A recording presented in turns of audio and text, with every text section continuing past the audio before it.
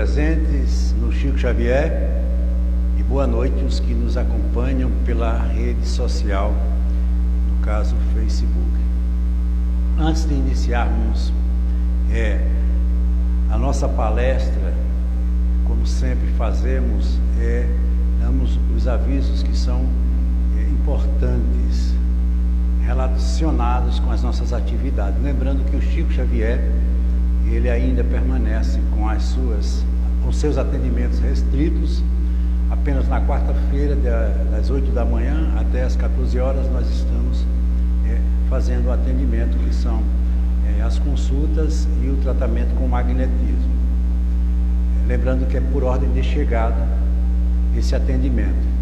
Lembrando também que nós continuamos com a nossa campanha de cestas básicas, pedindo aos amigos sempre que nos ajudem. A situação é muito grave, principalmente agora porque temporariamente foi suspenso o auxílio e aí os nossos irmãos têm nos procurado de forma bastante insistente. E eu peço muito que aqueles que sempre nos ajudaram, na medida do possível, continuem nos ajudando, porque o momento é de muita necessidade. Lembrando também que as nossas transmissões, elas são feitas pelo Facebook. Eu não sei até quando a gente vai conseguir fazê-las. Portanto, eu peço aos amigos que nos acompanham, que lá no YouTube, no nosso YouTube, Dejean Medeiros, coloquem sempre, inscreva-se, aperta o dedinho lá, inscreva-se, para a gente poder ter um número de inscrições suficiente para que a gente possa fazer a transmissão direta pelo YouTube. Com isso vocês vão nos ajudar. Porque a gente faz a palestra, depois é que a gente grava no YouTube para depois publicar no Facebook, aliás, no WhatsApp. Aí eu peço aos amigos que nos ajudem e que digam um para o outro, para que a gente possa formar uma quantidade de inscritos suficiente para que a gente possa fazer essa transmissão direta pelo YouTube, como eu disse. O tema que nós escolhemos para esta noite, ele está muito voltado para a atualidade, principalmente esse momento de transição, como a gente sempre tem dito como espíritas, que é essa mudança que o planeta está sendo submetido, que com certeza tem um objetivo muito importante, que é a mudança não só do fator físico, ambiental e entre outros, mas sobretudo a mudança das consciências. Geralmente o mundo passa por esses momentos. A lei da destruição, que está lá no Evangelho segundo o Espiritismo, ela nos mostra de forma muito clara que no processo da transformação, algumas coisas precisam ser destruídas para serem reconstruídas. Esse é o processo da vida.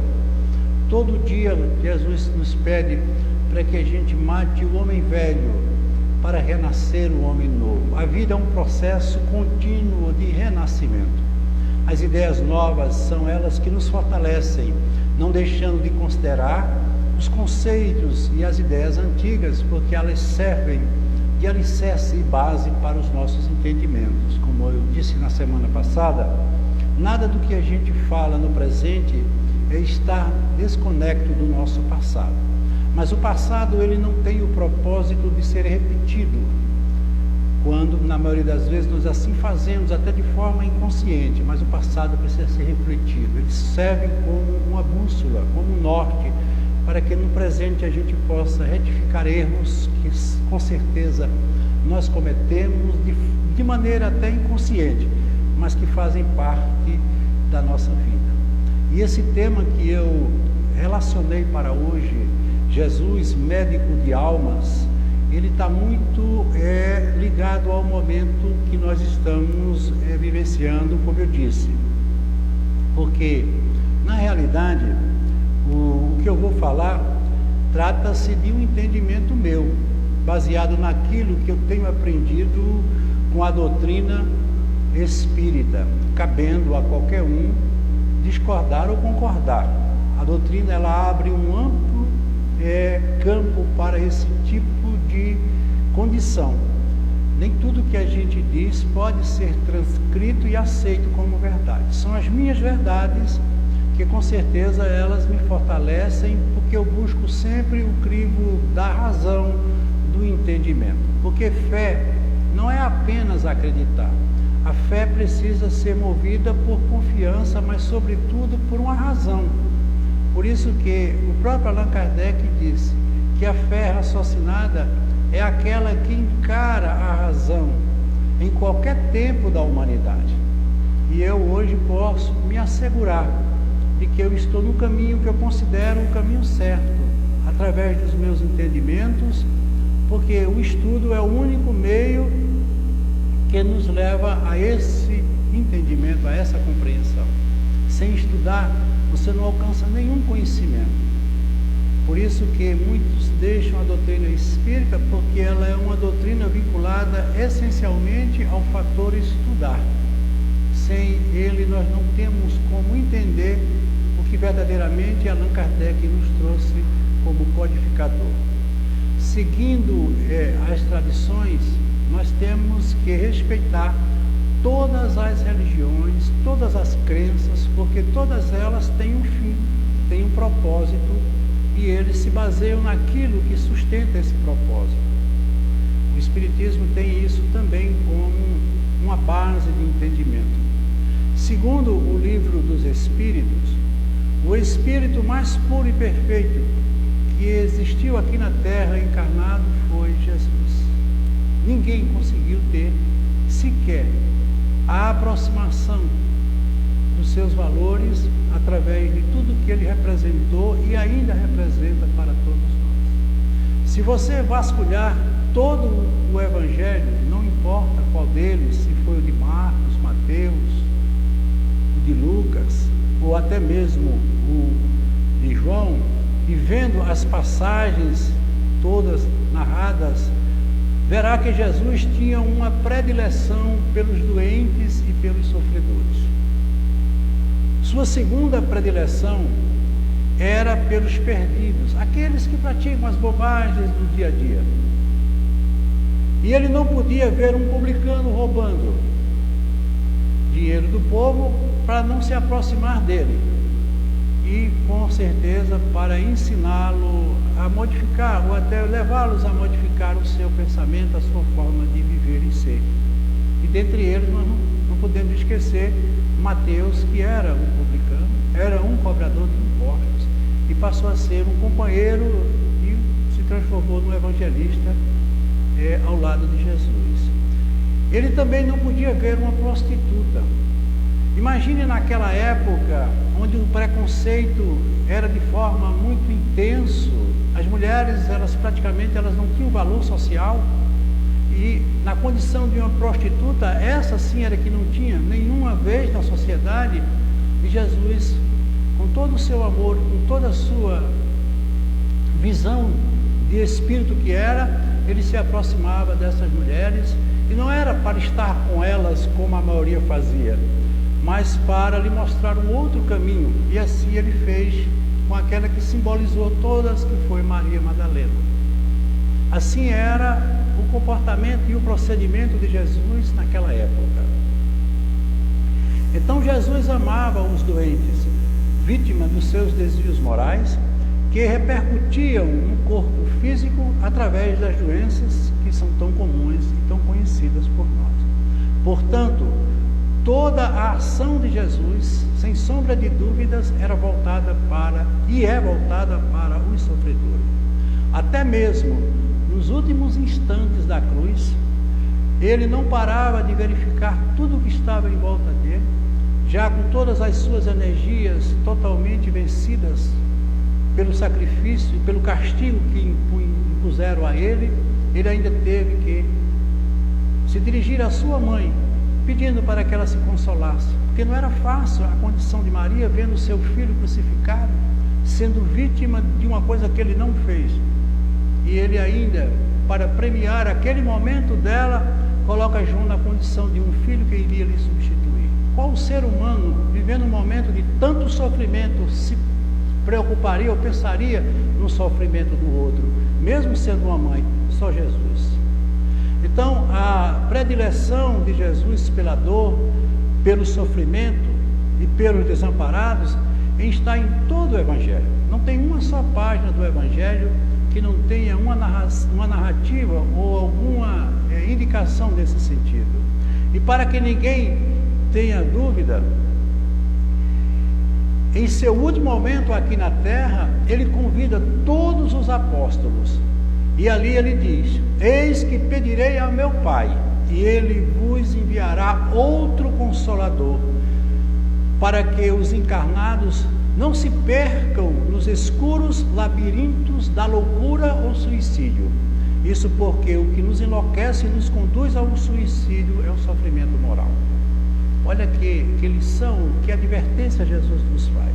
Quando ele fala na loucura, são os transtornos mentais de toda ordem que nós hoje tanto conhecemos. Desde a esquizofrenia, como se estabelece no caso mais grave, até uma ansiedade, uma depressão, o estresse, tudo isso faz parte desse quadro da idiotia, que é sinônimo de loucura, que se consignava e existia tanto naquela época. E ele falava também do suicídio. Não só o suicídio sumário, aquele que a pessoa toma por si naquele exato momento a vontade de tirar a sua própria vida, mas principalmente aquele suicídio lento que tantos praticam pela vida que levam. Tem pessoas que todo dia morrem um pouco, sem perceber que o que está fazendo não é o melhor caminho. E Jesus se preocupava e com certeza se preocupa com todos que vivem momentos como esse, a ponto dele ter dito: eu não vim para os sadios. Um professor, ele nunca se preocupa na condição de mestre com os alunos que aprendem, que são hábeis no conhecimento, que tiram notas boas. O aluno que mais preocupa o professor é aquele que não atinge o nível de conhecimento por ele oferecido. Isso acontece até na própria estrutura familiar. Qual é o filho que o pai, que a mãe mais procura ajudar, amparar e proteger? São aqueles que têm mais dificuldades. Isso tudo faz parte do projeto da vida humana aqui na Terra. Você só desiste de viver se você perder a sua integridade mental, porque você vai estar sofrendo moralmente as maiores dores e os maiores sofrimentos, e esses foram aqueles que Jesus tanto se dirigiu como terapeuta, que são os sofrimentos morais. A dor física, ela é fácil de ser tratada, mas a dor moral nem sempre a gente encontra meios para tratá-la, porque ela atinge uma área insondável da consciência, que é o íntimo de cada um de nós. Quantos de nós não trazem dores profundas, arquivadas nesses meandros da nossa consciência? Então, cumprindo aquilo que Jesus prometeu, ele usou todos os meios para que suas palavras não se perdessem em meio aos homens.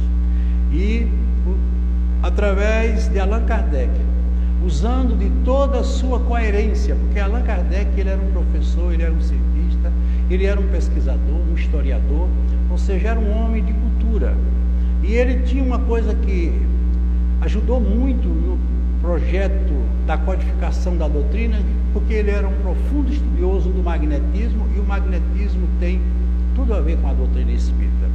Mas ele colocava tudo com coerência e equilíbrio, seguindo a luz da razão, para tentar codificar aquelas informações mediúnicas que vinham dos espíritos, para que ele pudesse relacioná-las, formando o que nós temos hoje, que é o Livro dos Espíritos. O Consolador prometido, como disse Jesus, não era mais um homem. Ele dizia que esse Consolador seria para a eternidade e viveria sempre ao lado dos homens. Exatamente são as suas palavras, as suas mensagens, os seus ensinamentos, não deixando de levar em consideração o manual de instrução fundamental para a vida de todos nós, que é o Evangelho, que nos traz todas as suas solicitações em termos de evolução e de crescimento. Mas a doutrina espírita, ela foi formada por um conjunto de ensinamentos trazidos pelos imortais. E veja que coisa interessante, não era mais uma religião, uma filosofia de vida, uma crença limitadora, mas um conjunto de fatores que juntos podem nos levar a todos os caminhos que nós procurarmos. A doutrina, ela é formada por ciência, filosofia e religião. Todos esses 4 pilares são fundamentais para a sustentação da doutrina espírita. E eu digo a vocês, sem medo de errar, se um dia o homem quiser saber o que é verdadeiramente a essência do espírito, entender a vida espiritual, o mundo espiritual e até mesmo entender Deus, só através da ciência é que ele pode conseguir isso. Não existe outro meio. Graças a essa doutrina, podemos entender que a morte não existe e que também não existe nem o céu nem o inferno que tanto nos ensinaram, mas um mundo pronto para nos receber de acordo com a nossa condição moral, dando continuidade à nossa jornada evolutiva. Jornada essa que ninguém pode se desvencilhar dela. Todos nós somos obrigados a evoluir. O tempo, a condição é de cada um. O livre-arbítrio determina o que você quer para a sua vida. Isso é fundamental para todos nós. Dando continuidade, com certeza, à nossa jornada evolutiva, nos mostrando que a vida não cessa, que a vida é fonte eterna e, como disse lá no prefácio do livro Nosso Lar, a morte é apenas uma ilusão. Tudo isso a gente precisa entender. Mas aí vem a pergunta: quem é Jesus na visão espírita? Porque há muito preconceito acerca do espiritismo ainda. Eu sou vítima, todos são vítimas quando defendem essa doutrina que com certeza ainda não está totalmente consolidada, mas ela vai aos poucos vencendo os obstáculos e irá ocupar o seu espaço, por ela ser coerente, por ela nos mostrar coisas que até então ninguém tinha percebido. E graças a ela que a gente pode hoje falar com propriedade, com segurança. Nós não estamos aqui apenas imaginando. Nós não somos donos de uma doutrina fantasmática, fenomenal, sobrenatural, nada disso. Isso é tudo criação daqueles que não entendem. A doutrina espírita, como eu disse, ela nos foi trazida pelos espíritos, que são nada mais do que seres que estão fora da carne, simplesmente vivendo em uma dimensão diferente da nossa. Não é mudando de um lugar para o outro que eu vou perder o sentido da minha vida, nem mudar aquilo que eu sou. Mas eu pergunto, como eu perguntei agora há pouco, quem é Jesus na condição ou na visão espírita? Jesus é um espírito puro ou perfeito? O que é um espírito puro ou um espírito perfeito? É um espírito que já venceu as escalas que foram tão bem mostradas por Allan Kardec, que começa com espíritos imperfeitos, infelizmente somos nós. Por que somos espíritos imperfeitos? Porque ainda temos a tendência para o mal, porque ainda praticamos coisas que nos levam sempre no sentido do erro, muitas vezes consciente, até mesmo também inconsciente. Temos ainda o vício da maledicência, do egoísmo, do orgulho. Tudo isso nos leva a essa condição na escala de seres ou espíritos imperfeitos. Logo após, existem nessa escala os espíritos bons. São aqueles que não têm mais a tendência para o mal, mas pouco fazem na construção do bem, evitando o mal. Esses espíritos são os que nós vamos um dia chegar a ser espíritos bons, que já não teremos mais orgulho, egoísmo, na maneira como vivem e têm os espíritos imperfeitos. E finalmente chegaremos, não sabemos quando, A escalada é longa, mas todos nós estamos destinados a sermos espíritos perfeitos. São aqueles espíritos que já venceram todas as provas que a vida nos impõe. Eles já não precisam mais de um corpo físico, já não precisam mais passar por provas, muito menos por expiações. Eles já têm o dom da pureza, são os espíritos que estão mais próximos de Deus. São aqueles que já receberam integralmente todo o DNA de Deus, e Deus concede a esses espíritos, como concedeu a Jesus, a condição de governar um planeta e fazer o que ele fez e tem feito, na condição de um mestre que nos ensina aquilo que ele aprendeu por experiência própria e ao mesmo tempo trabalha como um médico, como um terapeuta. Queria ele ser mais um profilático, ou seja, nos tratar antes da doença e da dor, mas infelizmente nós só procuramos ele quando estamos em sofrimento, quando estamos sentindo a dor. E Jesus, como eu disse, na condição desse espírito que é, coube a ele governar o planeta Terra. Segundo os espíritos, há 4 milhões de anos ele já estava totalmente vinculado a esse projeto, preparando tudo, porque Jesus conhece todos os meandros da estrutura e da vida humana aqui na Terra. Por isso que ele disse, não cai uma folha que não seja pela vontade e desejo do meu Pai, porque ele tinha consciência disso. Jesus entende de tudo. Jesus era o mestre, é o médico, é o psicólogo, é o terapeuta, é o irmão, é o pai, é o filho, enfim, ele incorpora todas as ideologias e todas as posturas que você imaginar aqui na Terra. Nela vai existir sempre a vontade, a experiência e o amor de Jesus. Por isso que ele disse, ninguém está perdido. Todos nós temos um caminho, todos nós temos um norte, uma direção, mas nós precisamos do sentido. E quando ele falava do sal, o sal que realça o sabor. Você pode pegar a carne mais suculenta que tiver, a picanha argentina de primeira qualidade, você pode assá-la e olhando para ela você vai ver uma carne suculenta, mas se ela não tiver sal você não consegue comer, porque a finalidade do sal é realçar o sabor. E ele falava do sal da vida. A vida precisa ser realçada, não é viver apenas por viver. Quando aquele compositor infelizmente quis dizer ao mundo que deixe a vida me levar, a vida não vai me levar, sou eu que tenho que levar a vida, é você que tem que levar a vida. Nós temos um significado, um objetivo, um sentido, e esse sentido tem que ser realçado por esse sal da vida, e esse sal é Jesus. E ele é responsável pela doutrina dos espíritos, porque Allan Kardec não quis dizer. Sabendo ele do quanto a doutrina era perseguida, todos nós sabemos do ato de Barcelona, quando foram queimados centenas de livros, num momento de muita crueldade contra a doutrina, mas nem por isso ela se rebelou, e nem hoje ela é contra ninguém por ter feito o que fez. Mas o Espírito da Verdade disse, eles vão queimar os livros, não faltarão fogueiras, mas a verdade ninguém queima, a verdade não vai morrer. Aquilo consolou Allan Kardec num momento de muita tristeza, vendo toda a sua obra sendo vista da forma como foi.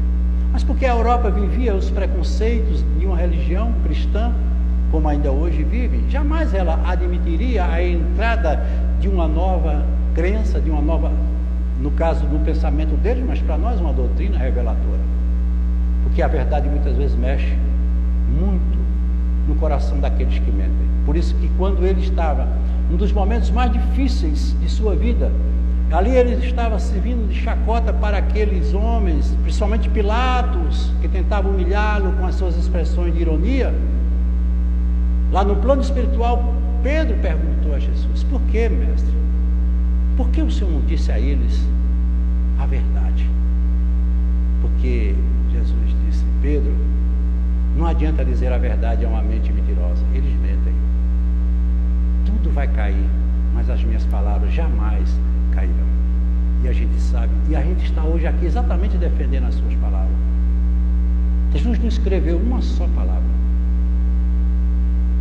mas aquilo que escreveram dele está aí, vencendo o tempo, e que tempo. Porque não existe, como eu disse, nada mais perfeito para estruturar e orientar o homem em seu caminho do que o Evangelho. Qualquer um dos quatro. É um perfeito manual de instrução da vida. E aí, como o Espírito puro de Jesus, e nós perguntamos o conceito dos Espíritos puros na escala dos Espíritos. Esses Espíritos, eles percorreram, como eu disse, todas as escalas e se despojaram totalmente da matéria. Eles não reencarnam. Reencarnar é voltar para o cenário da vida e continuar uma história que não terminou. A reencarnação é um processo de volta por débitos deixados. Nós só estamos aqui reencarnando porque temos algo a resgatar. Ela é sempre um resgate. É como um aluno que ficou em dependência em uma ou duas ou mais matérias e ele é obrigado a voltar para a escola para vir cumprir com um novo, ou através de uma nova experiência com aquilo que ele não cumpriu no ano anterior. As reencarnações sucessivas, elas têm esse propósito de retificar erros e nos fazer evoluir naquilo que somos bons e capazes. São espíritos sem nenhuma paixão, pois as paixões, elas estão totalmente ligadas à matéria. Por isso que eu sempre digo, tenha muito cuidado com a paixão, porque paixão não é amor. A paixão vem de passional. A paixão depende de alguém ou de algo. Ela é transitória e perigosa. Ela é necessária, mas ela precisa ser muito bem delimitada dentro de uma convivência. Porque aquilo que é passional causa dependência. A paixão sempre depende do outro. O amor não. O amor, ele, quando é incondicional, que é o amor que nós buscamos e estamos tão distantes, que só Jesus era quem era possuidor desse, era e é possuidor deste amor. Mas a paixão, ela é um elo de ligação, já é um começo de uma relação. Mas a paixão, se ela não tiver dentro do seu processo de desenvolvimento, o crescimento e o surgimento do amor, que vem como um alicerce, porque quando a paixão morre, o amor segura a sua ausência.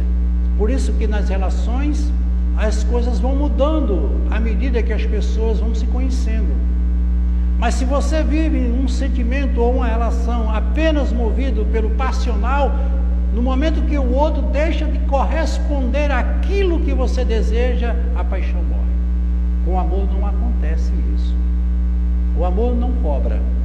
Veja o amor de uma mãe por um filho. Independente do que ele faça, do que ele diga, do que ele seja, ela não muda a sua forma de amar. Podendo até amar mais, por saber que ele precisa de mais amor. A paixão é um sentimento que não pode ser eliminado de um momento para outro. Por isso que é muito difícil a gente tratar desse sentimento quando dele somos possuidores. E aí vem uma expressão que com certeza ela não entra dentro do contexto, a paixão de Cristo. Jesus nunca sofreu, nunca usou da paixão. Jesus amava e ama. Jesus nunca foi passional. A tentação de Cristo, ninguém poderia tentar um espírito da envergadura de Cristo. As tentações são fenômenos que se ligam a nós pelas nossas fraquezas. Nós só somos tentados porque somos fracos, porque somos ainda inconsequentes e imprecisos naquilo que a gente deseja. Mas Jesus não se submetia a nenhuma condição dessa. Estava muito acima de tudo e de todos em termos de evolução moral. Nós temos os espíritos imperfeitos, que são possuidores de sentimentos e paixões ruins.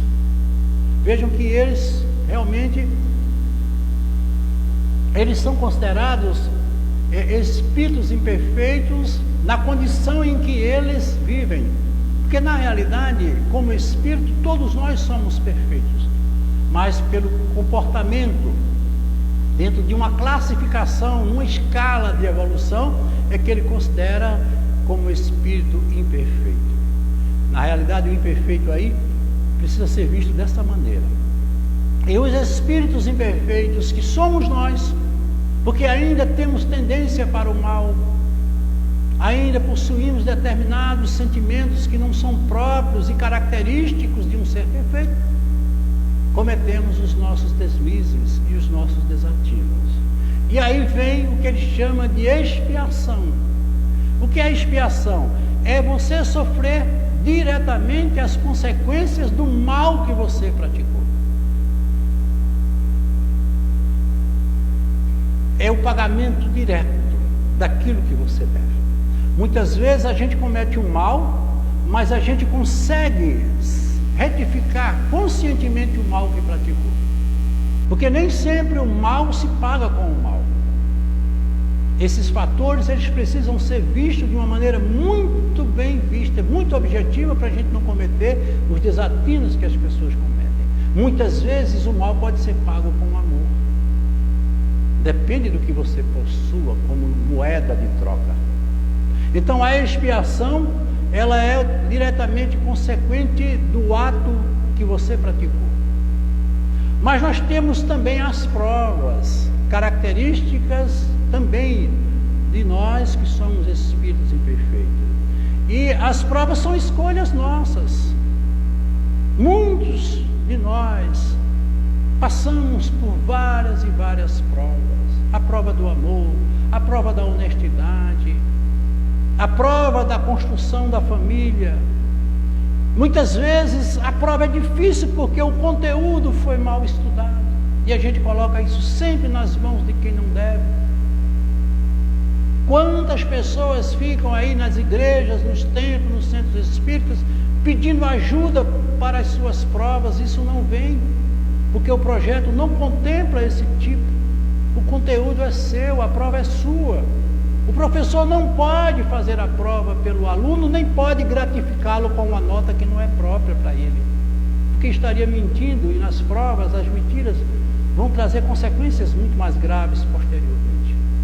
Então, os espíritos imperfeitos, eles têm que passar essencialmente pelas expiações e pelas provas, que são consequências, e tudo isso fomos nós próprios que criamos. Já os espíritos bons, eles são possuidores apenas de sentimentos bons. Mateus diz lá, no seu capítulo 19, se queres ser perfeito, vai, vende os teus bens. Bens que ele se refere aqui são as paixões.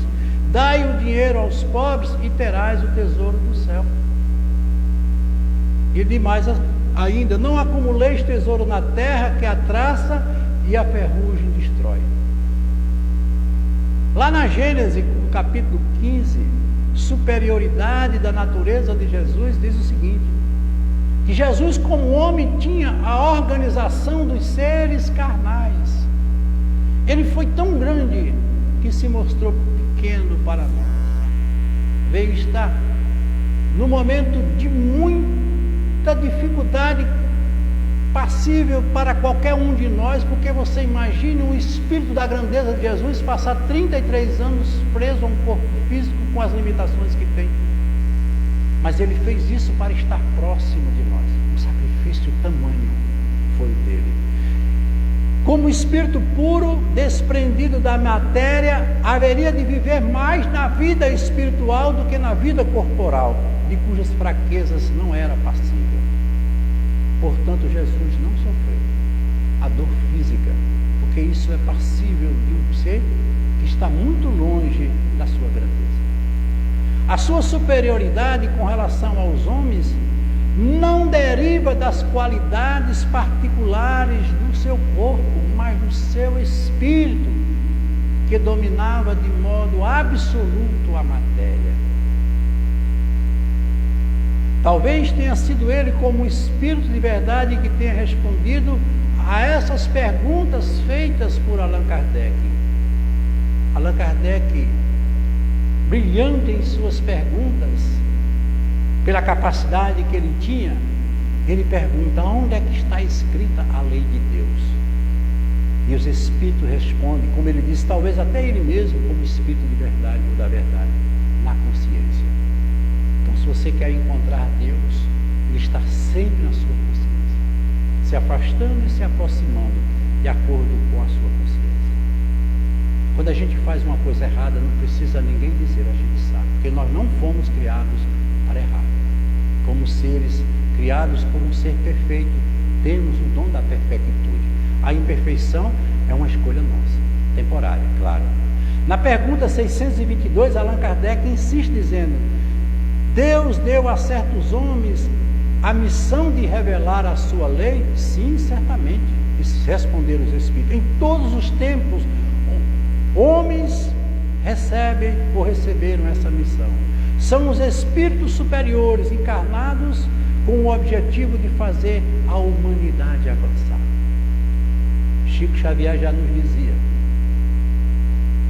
quando descobrirmos que absolutamente nada é definitivo nessa experiência terrena, compreenderemos a inutilidade da intolerância movida pelo orgulho, a tolice das disputas, a estupidez da ganância e a imaturidade das mágoas guardadas. Tudo isso condição nossa. Nós que havíamos descido livres, estamos agora presos nos rótulos, nos nomes e nos registros. É a condição de todos nós. Esse hábito aparentemente inocente é o começo de tudo, pois a partir daí não somos mais um ser espiritual, ou seja, não temos mais propriamente uma essência que reencarnou, e sim um persona, quando muito, de vez em quando, recorda que possui um espírito e não o contrário, um espírito que vive temporariamente em um corpo, em uma persona, e isso nos coloca dentro de um complexo sistema de grandes conflitos. Como é difícil a vida humana aqui na Terra, por conta dessa incompreensão que nós temos. Por isso que nós somos doentes e permanecemos doentes, porque somos doentes da alma.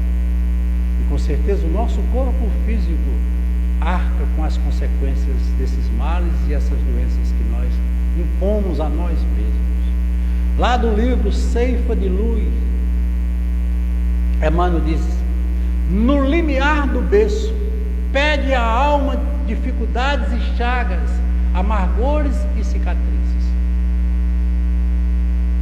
Entretanto, recapitulando as próprias experiências do plano físico, torna a concha, se fecha, obscura do egoísmo e da vaidade, enquistando-se na mentira e na delinquência, como aprendiz, recusando a lição, ou doente abominado, ou abominando o médico. Ele é o nosso médico. Ele pode nos curar. Mas a gente nem sempre procura Ele nas horas que precisa. Em quase todas as circunstâncias, o ser humano persegue a fuga que lhe adiará indefinidamente as realizações desejadas. Quanto tempo perdido em nossas vidas fazendo o que não deveríamos, fugindo do nosso destino que tão bem foi traçado por eles, ou por Ele até, para que pudéssemos alavancar todo esse processo de crescimento interior.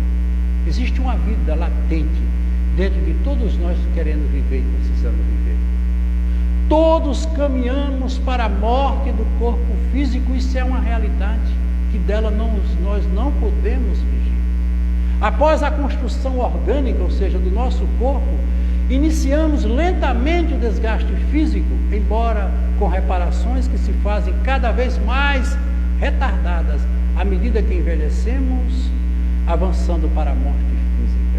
Todos nós, a partir do momento que nascemos, fisiologicamente começamos a morrer. Temos um corpo que tem um tempo de vida, dependendo da história e da necessidade de cada um.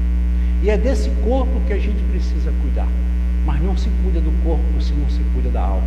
Por isso que o tema diz: Ele é o médico das almas. Jesus não curava corpos, Jesus curava almas. Por isso que ele dizia, vai, foi tua fé que te curou, foi tua alma que te curou. Quantos voltaram a adoecer?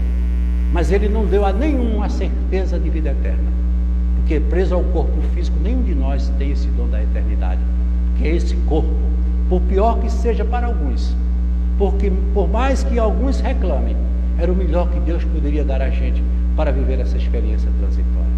Mas muitos se maldizem, estragam sua experiência, se entregam à vida dissoluta, aos vícios, sejam eles os vícios de natureza física como os vícios morais, que são muito mais prejudiciais ao homem. Alguns seres prolongam a estadia carnal, outros aceleram, outros tantos percorrem sem maiores alterações a distância que lhe foi conferida. Todos temos um caminho a seguir, onde Deus é a direção, mas o sentido é por conta de cada um de nós. Retardar, parar, ficar, tudo isso é uma prerrogativa e uma condição de cada um. É como se nós recebêssemos uma peça de teatro escrita por nós ou por outros, para ser apresentada no planeta chamado Terra, e para tanto, teríamos uma quantidade de luz suficiente para a apresentação de cada ato. Tudo o que nós fazemos diante de todas essas condições que são essas duas. E quando a gente fala do médico de almas, devemos entender que nós temos duas coisas que nos afligem e que nos tornam pessoas doentes, que são as causas das nossas aflições. Lá no Evangelho segundo o Espiritismo, se não me engano, no capítulo 4 ou capítulo 5, eles falam sobre as causas atuais e as causas anteriores das aflições. As causas atuais das aflições, que são elas responsáveis pela nossa condição doentia, diz que quando procuramos a origem dos males terrenos, vamos encontrar em nós mesmos a responsabilidade da maioria deles. Quantos se maldizem, se vitimizam e não sabem eles que são eles que estão criando o próprio caminho que por eles estão caminhando. Quantos homens caem por seus erros? Quantos são vítimas de sua imprudência ou de suas imprudências, imprevidências, orgulho e ambição? Como dizia o próprio codificador, as chagas da humanidade. Estamos vivendo agora isso de forma muito objetiva. A imprevidência, o orgulho, a ambição, um momento em que a gente podia aprender tanto, mas estamos sendo refém das nossas imperfeições morais. Quantas pessoas caem na ruína por falta de ordem, de perseverança, pelo mau proceder ou por não terem limitado os seus desejos. Tenha cuidado com os seus desejos. Nem sempre eles traduzem verdades para nós. Quantas uniões infelizes, frutos do interesse ou da vaidade, nas quais o sentimento verdadeiro não foi levado em importância alguma. É tão comum na juventude de hoje usar essa expressão de ficar com o outro. Nós não viemos aqui para ficar brincando com sentimentos. Sentimento é coisa séria. Sentimento vem de sentir. Sentir é da alma. Não se pode brincar com a alma, porque ela adoece, e ele está exatamente nos mostrando isso. Quantas enfermidades resultam da falta de moderação e dos excessos de toda ordem. Isso é muito comum também no nosso dia a dia, os excessos. Nós todos somos vítimas desse fator. A vida precisa de equilíbrio. É um processo que é tão difícil da gente controlar, mas precisa trabalhar isso. A lei dos homens pune os erros que cometemos ao próximo, mas a lei de Deus pune também os erros que nós cometemos a nós mesmos. Na realidade, Deus não pune. A lei é que é punitiva. A lei de Deus, que está na sua consciência, ela serve para corrigir. Eu trocaria até a palavra punição por corrigenda, que é exatamente o que todos nós precisamos fazer. É retificar caminhos, mover sentimentos em busca de uma nova rota. Mas outro fator determinante para as doenças e os sofrimentos são as causas anteriores das nossas aflições. E nós espíritas somos espertos nisso. Aqueles que nascem com alguma doença ou deformidade, seguramente não fez nada nessa vida para merecer tal sorte. Muitos pensam e imaginam como castigo. Deus não castiga, porque o amor não castiga.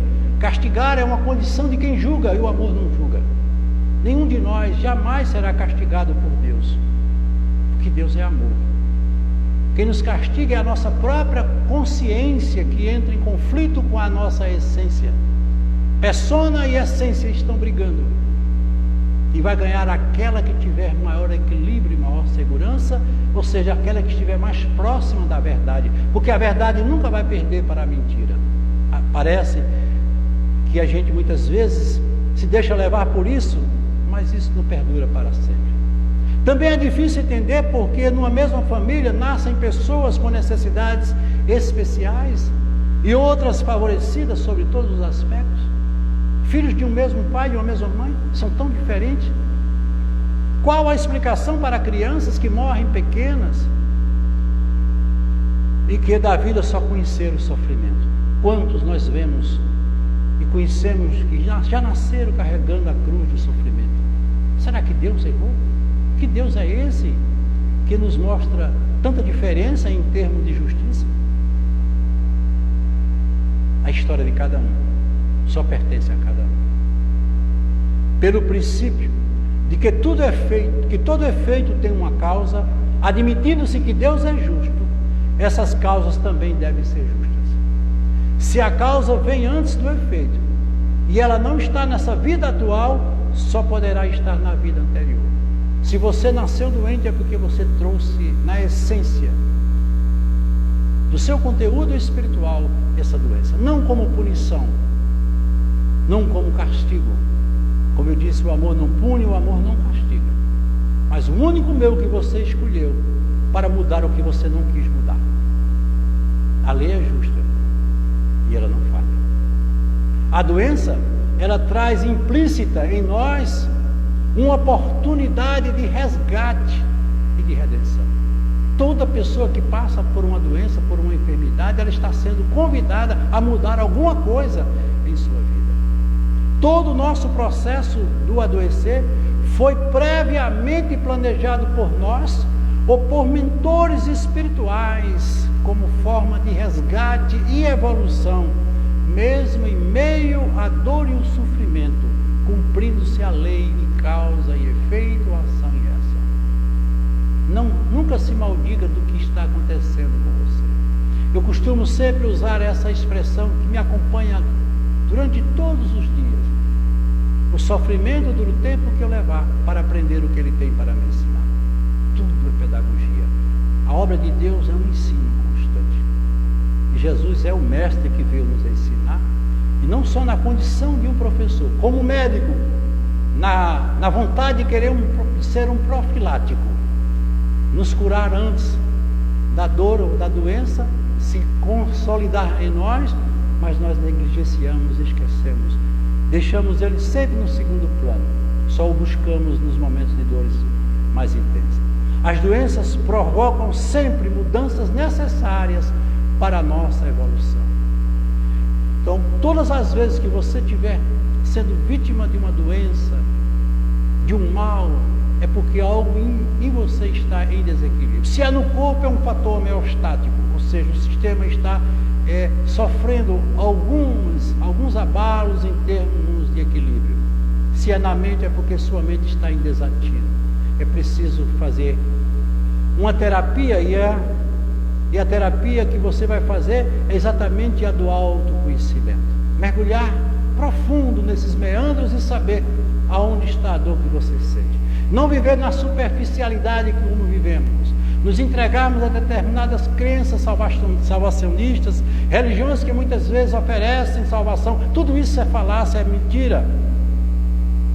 Nós não somos condenados, nem estamos condenados para sermos salvos. Nós só precisamos nos encontrarmos. O segredo da vida é sempre nos olharmos para um espelho, contracenando com nós mesmos corrigindo os nossos erros para sermos felizes, porque esse é o destino de todos nós. Sabendo que Deus é a direção, mas o sentido é por nossa conta, Jesus é o nosso guia e o nosso modelo, mostrando o verdadeiro sentido da vida. Vida essa que nós vivemos e precisamos viver. Através dos seus ensinamentos, Jesus veio nos mostrar que o mal não existe, porque Deus é amor. Portanto, por ignorância, o homem se afasta de Deus e cai nas armadilhas do mal criado por ele mesmo. Podemos dizer que o mal é o nosso lado obscuro. Não existe o mal. Nós é que nos ausentamos do bem e, consequentemente, caímos nas armadilhas que a vida tanto nos mostra, tanto nos provoca, e daí nós conseguimos, muitas vezes, encontrar caminhos, outras vezes não, devido à imprevidência, muitas vezes à imaturidade, não deixando de levar em consideração o próprio orgulho e o egoísmo. O mundo que nós vemos é o mundo que nós escolhemos através dos nossos desejos. Segundo Jesus, só pode ver a verdade alguém desprovido de desejos. Ou seja, a verdade ela é imparcial, já o desejo não. O desejo nos aprisiona. Tenha muito cuidado com os seus desejos. Eu desejo uma casa boa, eu desejo um casamento feliz, eu desejo um bom emprego, eu desejo... Tudo isso é bom, mas tenha cuidado, porque isso talvez amanhã vai repercutir de forma negativa, porque o desejo não alcançado leva a uma frustração e o afastamento da verdade. Nem sempre a verdade está ligada ao desejo. Allan Kardec, por exemplo, ele procurou ver os fenômenos das mesas girantes porque ele não acreditava, ou seja, ele não tinha um desejo. Se ele tivesse sido levado por um fanatismo, por um desejo, como muitos se deixam levar, talvez ele tivesse se perdido em meio ao caminho que para ele foi traçado. Isso é muito importante. Chico Xavier, ele passou 2 anos psicografando. Muitas mensagens bonitas. Depois de 2 anos, Emmanuel pediu que ele rasgasse tudo aquilo e jogasse fora, para começar o trabalho da codificação, aliás, das psicografias dos livros, chegando a quase 500 livros que ele trouxe com tanta fidelidade.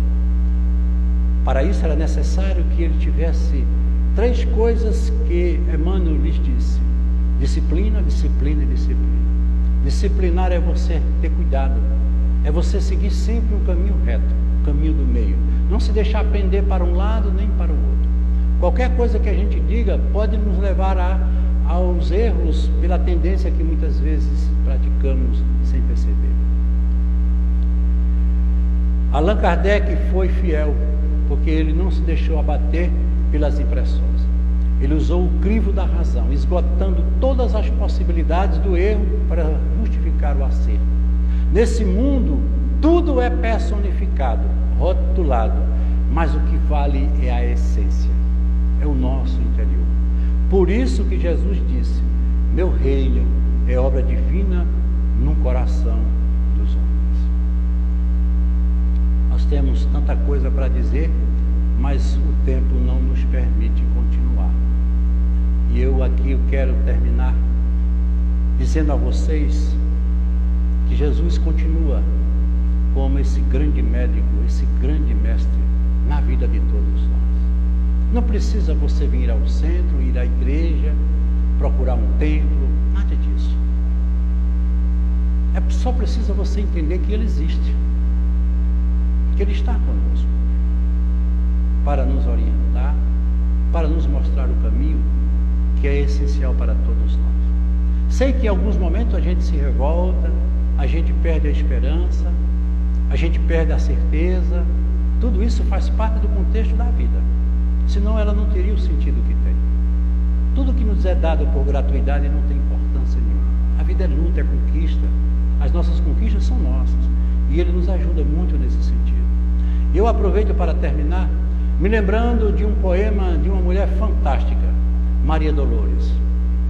No momento de muita tristeza, ela se sentindo doente, angustiada e pedindo ajuda. E sentia que aquela ajuda que ela tanto precisava não vinha, como muitas vezes a gente pede e não vem, porque Ele sabe a hora certa.